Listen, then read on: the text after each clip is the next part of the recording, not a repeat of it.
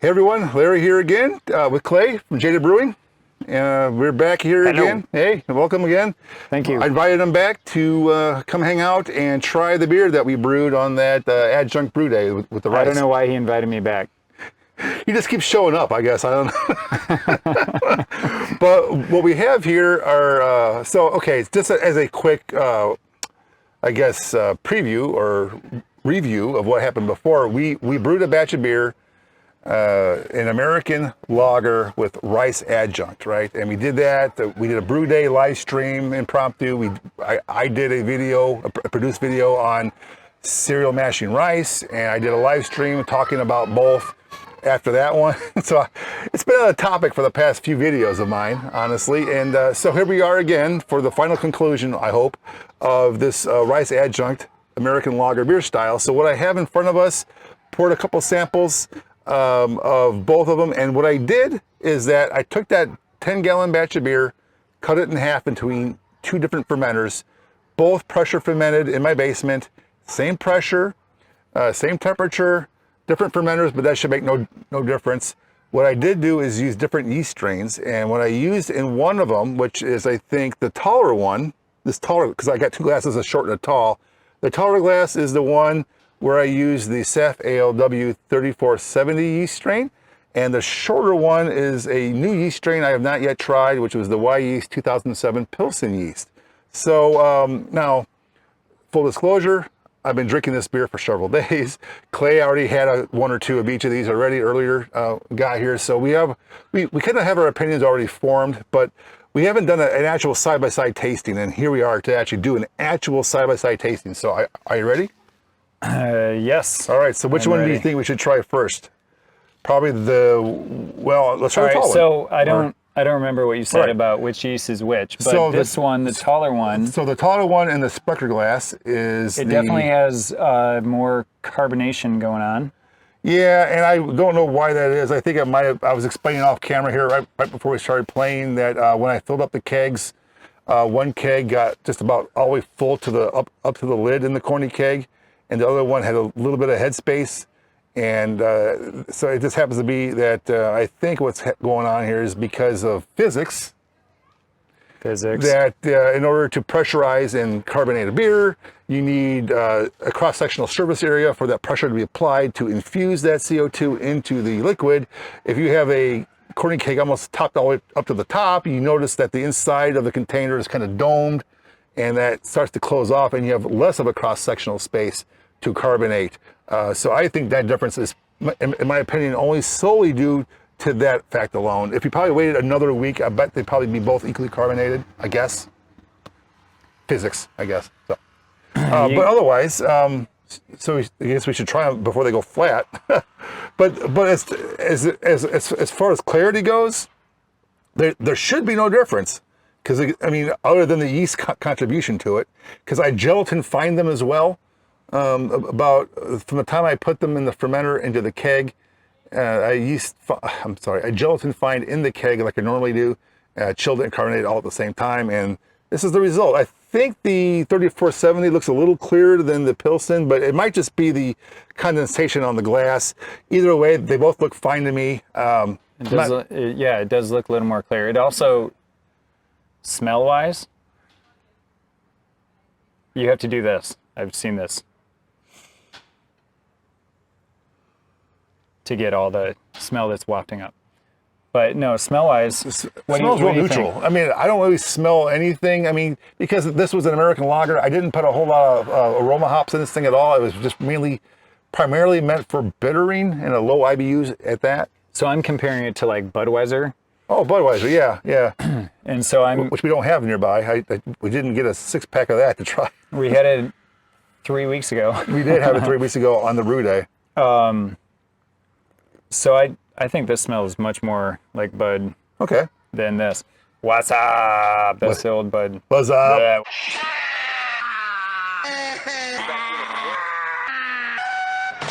What's up? Bud.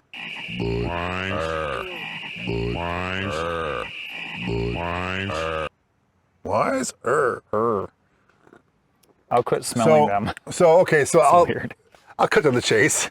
Some old 90s era era Budweiser commercials. If you don't get the joke, this means we're too old and you're too young if you didn't get that, I guess. So anyway, I probably should put in an overlay of that of those commercials here, just so everyone's amusement. And then I'll get bonged from YouTube for copyright infringement. What's up? So anyway, yeah, so to cut to the chase, I believe that the 3470 one, I think to me is better tasting. I don't know, it's smoother, creamier, less of an aftertaste to it. It's like any other Pilsner beer or lager I've made with that yeast strain. I don't know what, I think. Yeah, I think for sure. I mean, for sure. It's like, it is very interesting that just the yeast difference. Just the yeast difference alone. Because they taste like two totally different beers. It's not even, like, in my opinion, it's not even close. It's like, see, so the one with the Pilsen yeast totally different. Has a little bit of a creamier, lingering aftertaste, I think, which is good. I mean, there's nothing wrong with a nice creamy flavor or texture. It's great. It's awesome. The aftertaste kind of loiters a little bit on the tongue and the top of my mouth, I guess, at the back of my throat, just a little bit. I agree. Yeah. But then I drink the 3470. It's crisp and clean, just like any other lager I've made with that strain. I mean, that strain's a workhorse, man. That thing can be used for a lot of different styles. Yeah. Yeah, for sure. But I'm not complaining. If I didn't have the 3470 and I had never used it before, and all I knew was this package of Wyeast 2007 Pilsen yeast, and I used that instead, I love it anyway. I wouldn't know that I was missing out on the 3470. So, yeah. I mean, either way is good. They're both good. And just as an anecdotal, I've been sharing it with people who've come around, neighbors and such, wife and everything, and others. They actually have tried them both. I would serve them, I think I did in different orders, but ultimately they also seem to agree that they like the 3470 yeast strain version the best of the two. Universal. Yeah, universal. I haven't had anyone say they liked the 2007 strain better. Well, I think that's so there you go. Pretty good results then. Pretty good results. This is not a blind taste test. I had no interest in doing one of those. I'm not cloning a beer. I'm not trying to mimic Budweiser. I was trying to make a rice-based adjunct lager that was drinkable or quaffable. We had this discussion before. In a hot summer day, a nice lawnmower beer that didn't involve fruit, wheat beer, any other style of specialty summer beers. I just wanted a good old American domestic beer, and despite my inability to find a good American example of one, I decided to make one myself, and this is way better than any of the store-bought stuff I have bought and purchased in the past. PBR, Coors, Miller, Coors Light, Bud Light, all the rest. So there you go. For those who want the recipe, of course, I know you're wondering, and if you haven't already seen it, it's probably in the video description down below in the video. If you haven't yet found it, I'll put my whole entire brewing spreadsheet down in there like I normally do. I'll create a PDF only version of the recipe tab in that spreadsheet for you to look at too. But it's primarily a very simple recipe. I don't have actually a copy in front of me. I just realized that, but I'll put everything on the screen. As I'm yapping, boom, boom, boom, boom. Here's the grain. Here's the hops. Here's everything. But otherwise, if you want the details, again, go into that video description, get that recipe, check it out. It's a good recipe. I think it's great. I suggest the 3470 yeast strain. Is that what you also agree? Yeah. Okay. Yeah, and like you said, it's not the other's not bad. It's just different. And there's something that we were talking about before we started recording was the how to use the rice. Do you want to talk about that now, or? Oh, well, we could. So the rice issue, I'm still trying to understand the science behind it all, right? Because we got lots of advice from you. Thanks for all that about whether or not whether it was worth it to go through that whole cereal mashing process, which is tradition.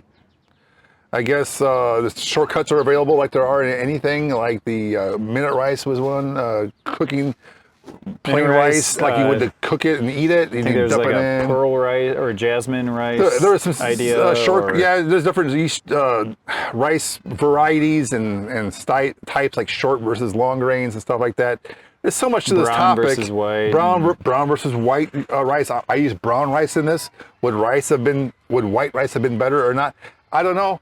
First time making a rice beer, guys. I have no opinion on any of that stuff. Brown rice has a lot more sugar than white rice. Yeah, brown rice, sugar maybe, but it's got all the nutrients. I'm not sure if it's fermentable sugar, but I'm not sure about that. But I know the only difference between brown rice and white rice is that the brown rice still has all the nutrients still wrapped around the grain, right? So with the brown rice, you don't need to add as much yeast nutrient to your beer as you may want to add if you're using plain white, from what I understand. But again, I'm learning as I go.